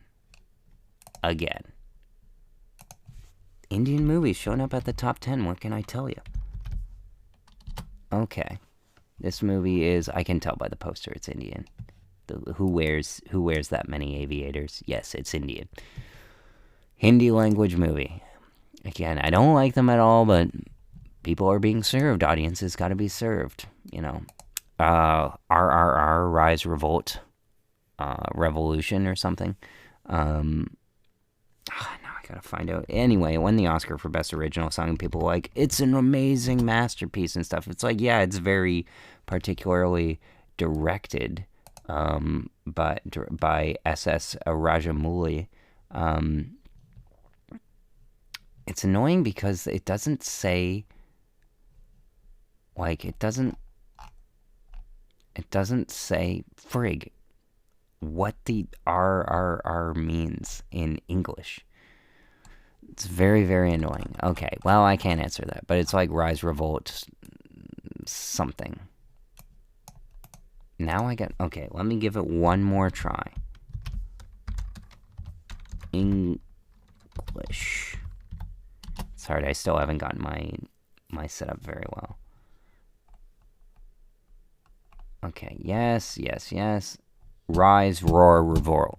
Rise, Roar, Revolt. Okay, yeah. Won an Oscar, made quite a bit of money. People were like, oh my god, it's a masterpiece. It's 3 hours long. I watch it. It made equivalent to 170 million US dollars worldwide, so it was a huge hit.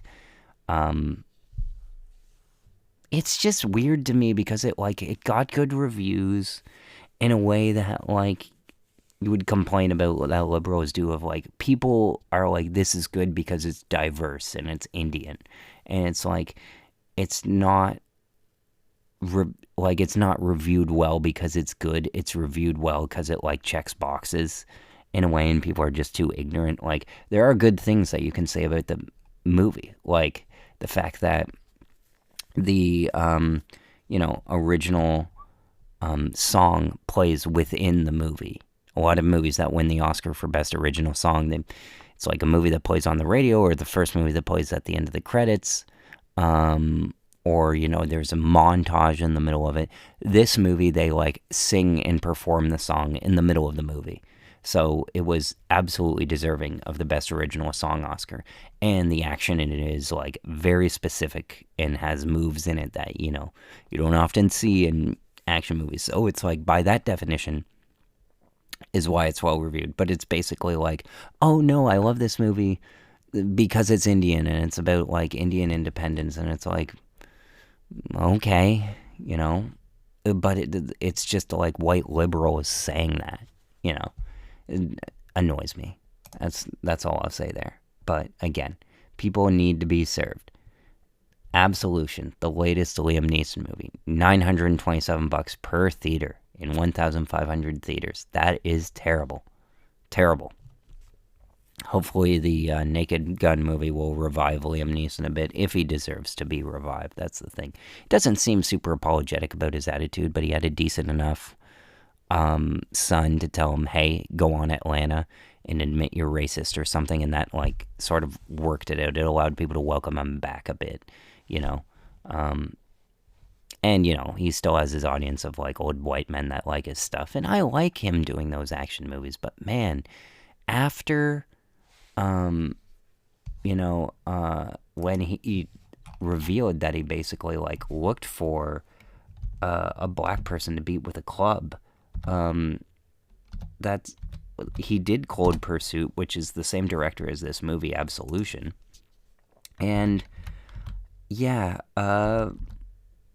it, like, distracted from the fact that movie was, like, very good, and it, like, didn't do well. This movie, 47%. Just about everybody in Absolution gets what they deserve, for better or worse, or death. Richard Roper. It's only interesting so far as an entry in the Liam Neeson canon, but not as its own film. It's derivative, trading entire tropes and stereotypes, lacking any real insights or local color. Katie Walsh says so.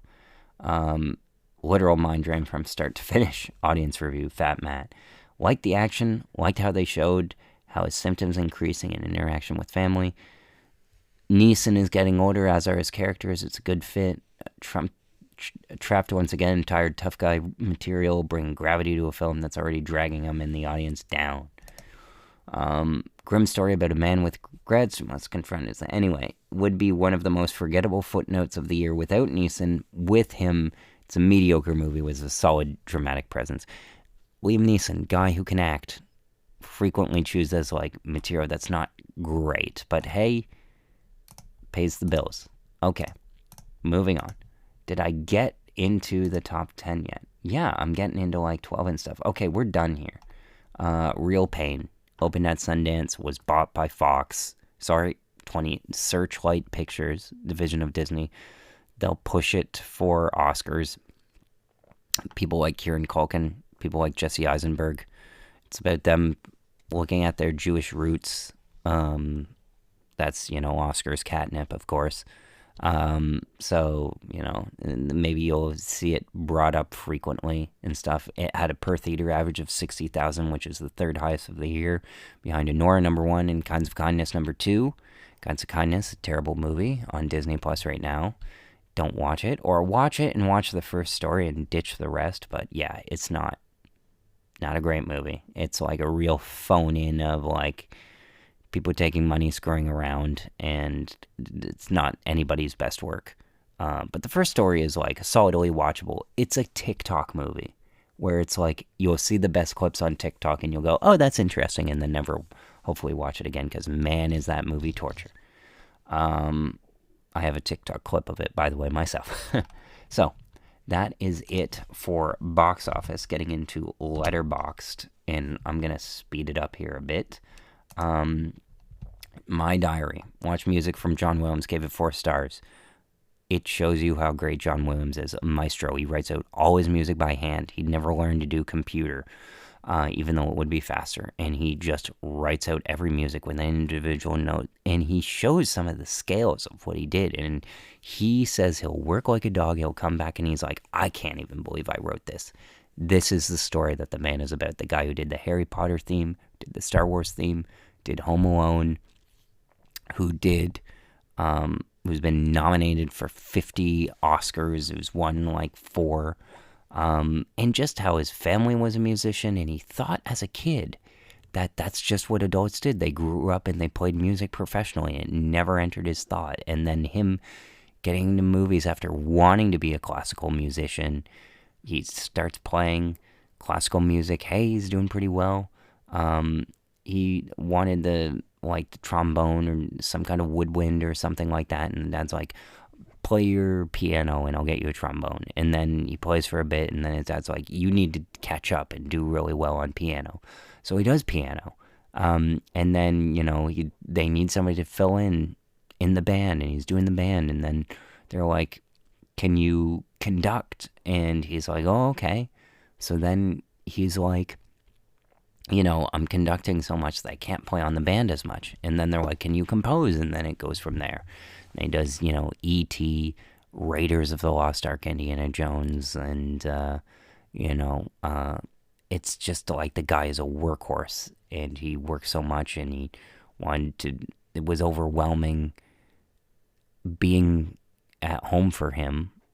His wife dies, and his daughter basically has to raise their kids, and I didn't give it 5 stars because I didn't like how it glossed over that a bit of like, this guy was not a great dad, but it focused on his work, and that was solid. It's a solid watch, well produced, well edited. So there it is. Halloween 4: Return of Michael Myers, one of those fun, you watch it, it's not a good movie, but then you watch the podcast on it and you see a movie's how it affected somebody. And that's why it's good. I gave that 3 stars. Disposable slasher movie. You'll listen to the Rewatchables episode of it. Humane, Caitlin Cronenberg is the straightest edge of the Cronenbergs. Not as crazier out there as David or sex obsessed or something. Not as weird or avant-garde as her brother Brandon, but a solid movie about rich people who their father nominates them for a euthanasia program because the population is overcrowded and they need to cut down the population, so he volunteers them for a group where one of them has to die, and they have an adopted brother, and it's about haves and have-nots and nepotism and that kind of thing. It's kind of an interesting subject matter. It's okay. Kind of pulls its punches a bit, but, worth watching. Humane if you watch it. Castle Falls, that's I covered that last week. Just a great, solid 3-star movies. Now, The Bike Riders is the one of the lesson that I wanted to talk about, because I mentioned that it's not a good movie, but it made me think about the Joe Rogan aspect of it, which is this. People take Joe Rogan too seriously. What's the takeaway from The Bike Riders? Tom Hardy, who was inevitably inspired by Marlon Brando, and that's a plot point in the movie, decides to start a bike rider group, a biker gang, and it goes well for a while. It gets big, it gets popular, people want to start up chapters, and as is the case with Donald Trump and, Charles Manson and many people, he gathers so much influence that it becomes overbearing and almost impossible to control, and it's like swimming against the current. You just got to go with it, and it becomes so big that the people within that major group start to splinter off and think differently. I mean, Donald Trump's running mate, Mike Pence, a Republican who wanted power. And, he ends up, people are calling for his hanging on January 6th because he used the last shred of integrity he had to, verify the voting thing. Just kind of completely fascinatingly destroys himself. Somebody could make a story about that someday, but a guy who's kind of starts off reasonably polished, stayed in his lane and stuff, even though he wasn't well-liked, zero charisma. He was vice president, ran for the Republican nomination, and lost because it wasn't well-liked. It didn't matter that he was, a heartbeat away from the presidency. Didn't matter. It wasn't well-liked. But but he was a piece of Donald Trump's group, and ended up getting destroyed and engulfed by Trump's fans and Trump supporters. I mentioned that briefly with, Trump's administration pushing the vaccine and supporters pushing back, so I won't get into that. But people take Joe Rogan too seriously. Joe Rogan, I'm watching the J.D. Vance episode now. J.D. Vance, career, he grew up, he went to, served in the Marine Corps. He served in the Army of some sort. I can't remember, and I'm trying to speed it up a bit, so I'll skip over it. But basically, used that to get a scholarship to Ohio State, I believe, and then he went to an Ivy League school. And then after that Ivy League school, he wrote or ghost wrote a memoir called Hillbilly Elegy. And then that memoir, which I believe was written by J.R. Mooriner. Let me see. Ghost written. Now I gotta see. No, I gotta be confusing that.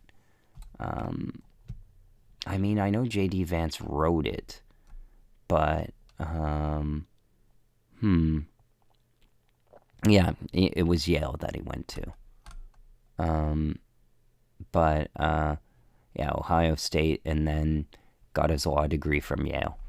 Anyway, he writes a memoir, makes this Netflix movie about him, and then from that runs for Ohio State Senate. And JD himself is, to me, like the best clone of the Trump style that you could have. Like, he's sitting down in his interview with Joe Rogan, and he is bullshitting hugely, but bullshitting in a way where it's just what Joe Rogan emulates, which is you sitting with your buddies, having a discussion.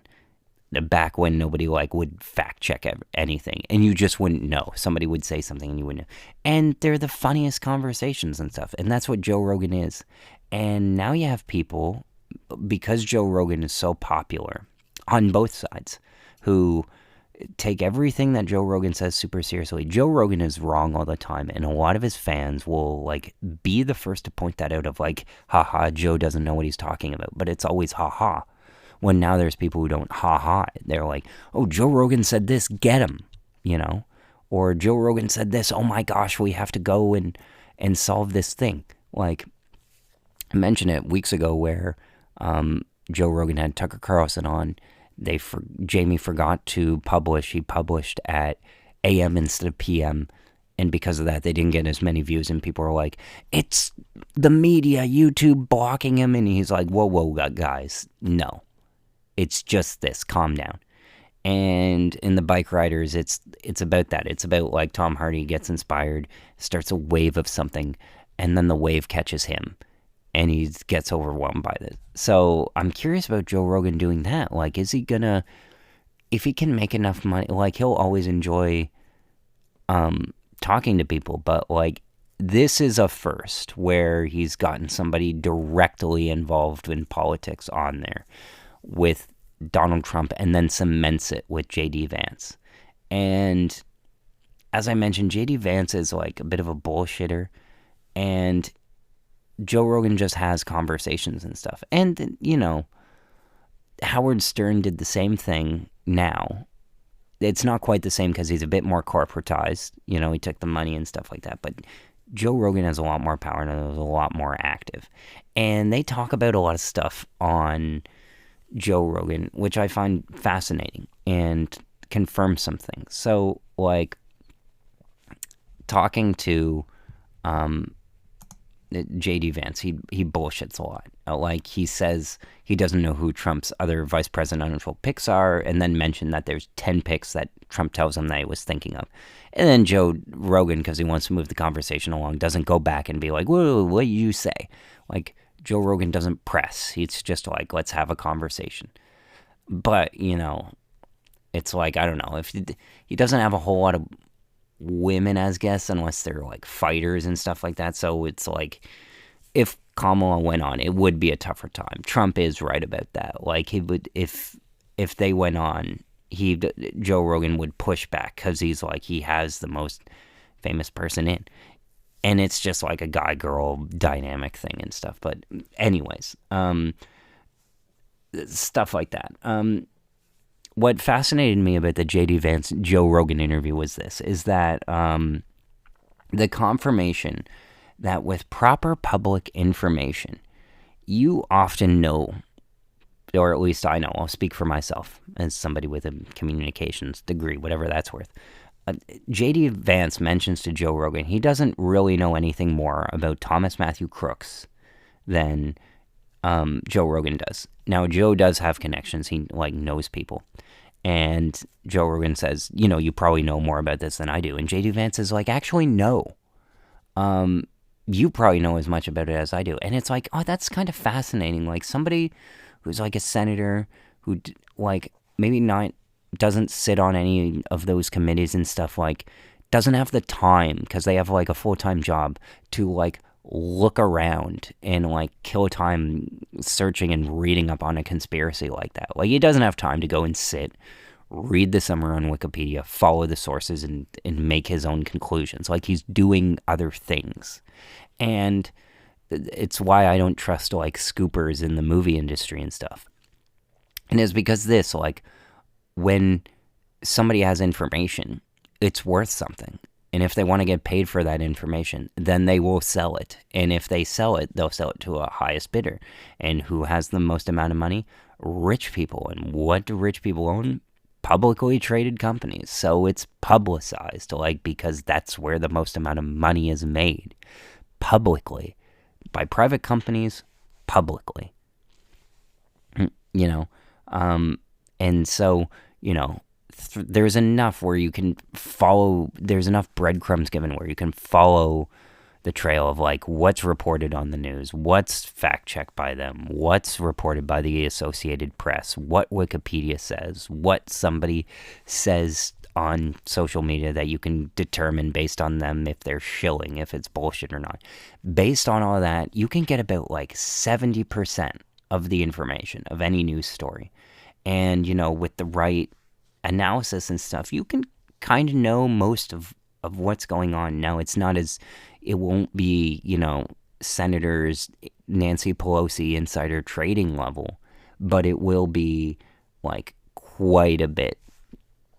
Other things that I'll get to next week, because I'm only an hour into the JD Vance interview, so maybe I'll get more into it, is that like they talk about a bunch of things. Again, the guys in a basement conversation of like, is this true? Did this really happen? Like, Joe Rogan talks about like a women's pool tournament where the finale was like two guys. And it makes me think of the very first case of cultural appropriation, which happened at my university in Ottawa, where there was a yoga class which they closed down for cultural appropriation, but it was actually because there wasn't high attendance and somebody was asked for a quote, and the quote they just said was cultural appropriation, which is just like a academic term. And then CBC ran with it, and like CBC ran with it because it was something that the Fulcrum had reported, the school newspaper, which they had written it, and then CBC News picked it up, and then other trades picked it up. And people were like, oh, cultural appropriation, this is like a thing now. And it's like, no, it was about attendance, Like, if somebody gets fired, on Me Too and stuff, it isn't because they did a Me Too thing.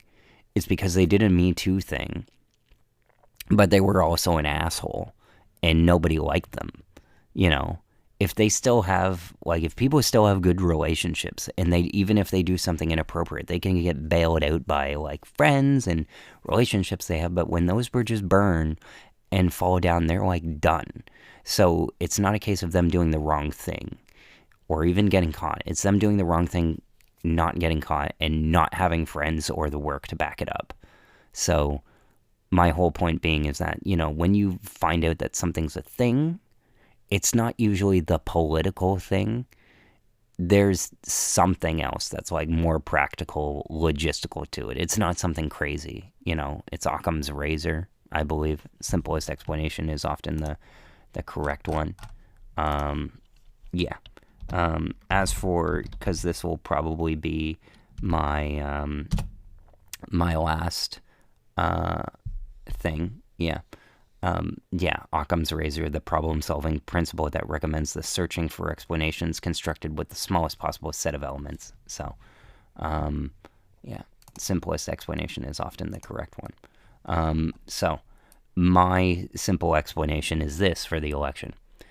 I don't think the majority of Americans will vote for Donald Trump, not because he's a rapist, and the reason I can say that comfortably was because he was found civilly liable for it.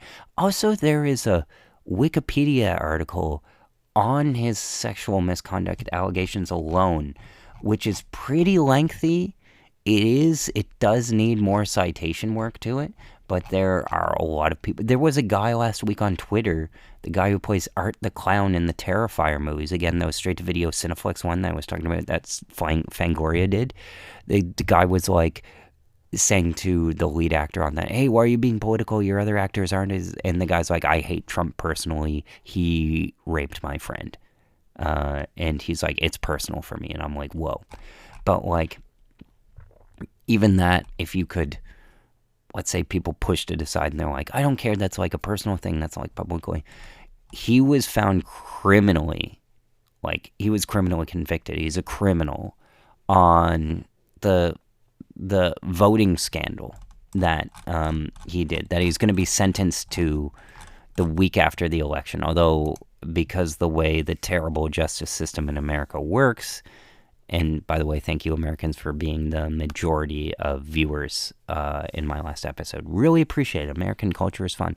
The majority of Americans, and it's funny because I spoke to a Florida man, I spoke to a Wisconsinite and stuff, and they were like, Trump's going to win. I don't think so, because I don't think the majority of Americans will vote for somebody who's been convicted of a crime in court.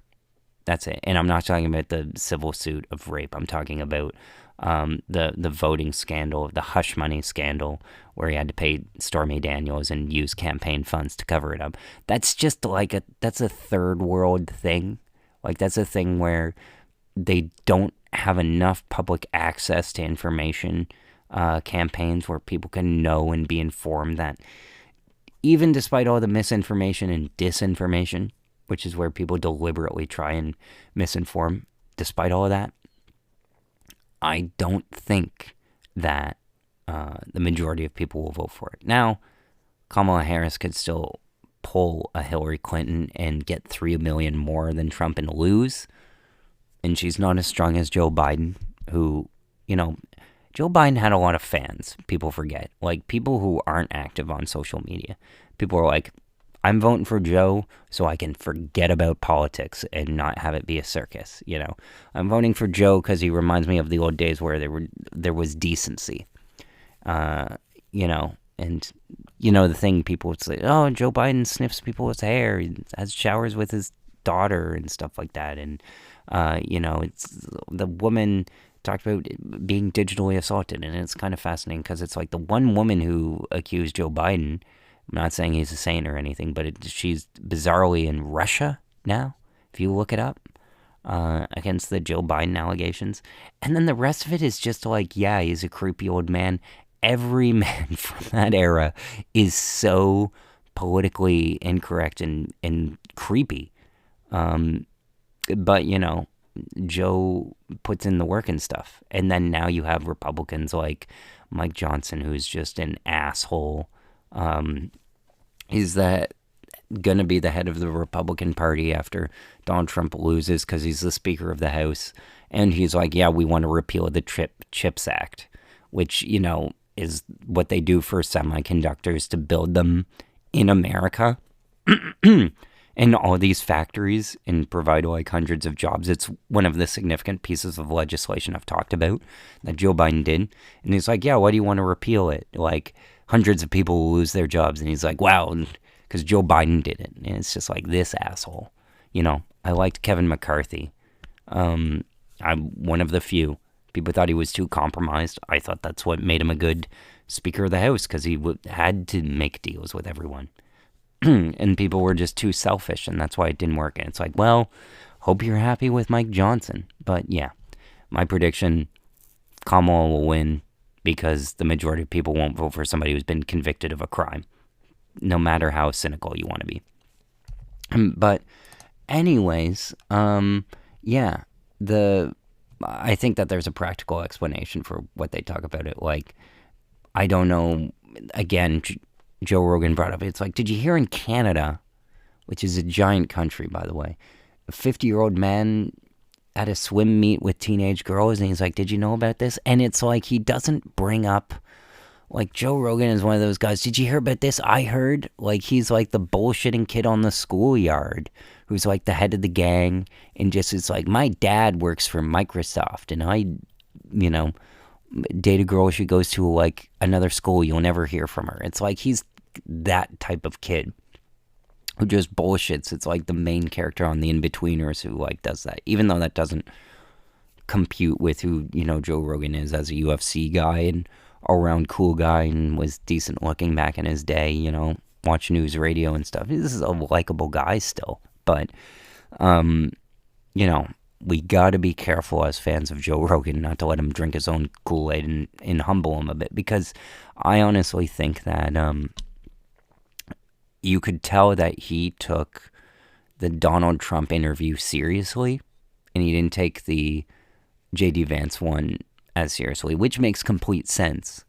But he threw a lot of negative, like, The View, who nobody likes. I find it annoying. they took Joe Rogan seriously and responded to, like, Joe Rogan talking about when Donald Trump was first on The View. Now, I think Joe Rogan is confusing an earlier one, and they showed the 2011 appearance. And I'd like for Joe to, like, clear that up actually and respond to it and have, like, a back and forth there. Because, you know, Whoopi Goldberg is solid. She's an Emmy, Grammy, Oscar, and Tony winner. Okay. So she deserves our respect a bit, you know, as an artist. And Joe Rogan is an artist. You know, he's a stand-up comedian. He's an actor.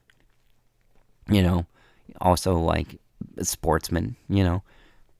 He was great as a Fear Factor host. I'd like to see him respond to what Whoopi Goldberg said, where she pointed out, like, you know, how Joe Rogan was wrong because he presented Whoopi as welcoming with open arms and stuff like that. And she very clearly did not like him at the time because they're both New Yorkers and she had beef with him and stuff like that. And it's just Joe Rogan, like, bullshitting, like, when you tell the story and you're like, and they were all happy with it, blah blah blah, to contrast with how much they hate him now, which makes a better story but isn't just super accurate. And Joe Rogan is a lot like Bill Simmons, another guy that I listen to, where it's like what he's saying isn't accurate, but he's really into what he's saying, and you kind of got to follow the spirit of him because he's just not accurate in any news story that he reports. Joe Rogan is good for, he'll say something and you'll go, wait, what? And then you look it up and you find it on your own, and it's always the best rabbit hole to go down. But what's annoying me is that people don't see Joe Rogan that way anymore. They look at him as a primary resource. He doesn't want to be that. I don't want him to be that.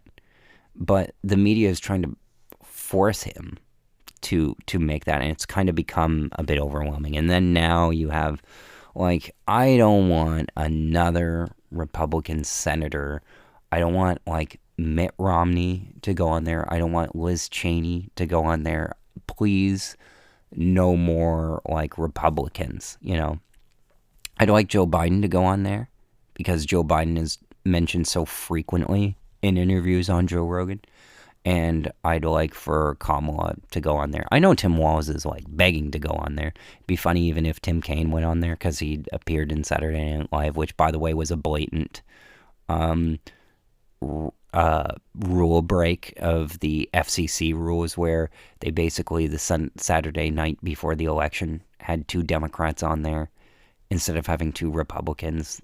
Like, if you show 2 Democrats, that's being partisan on a public broadcaster. That breaks the rules. So I'm curious how the FCC will, maybe they'll fine Saturday Night Live. Maybe they'll remedy it or something like that. But, like, yeah, they clearly deliberately did it to get around the even partisan rules, which public broadcasters have, where if you show something like if you give, like, 2 minutes of airtime to a Democrat, you have to give 2 minutes of airtime to a Republican. That can be, like, showing local commercials, can be, you know, appearing as a guest on Saturday Night Live, but it has to be evened out.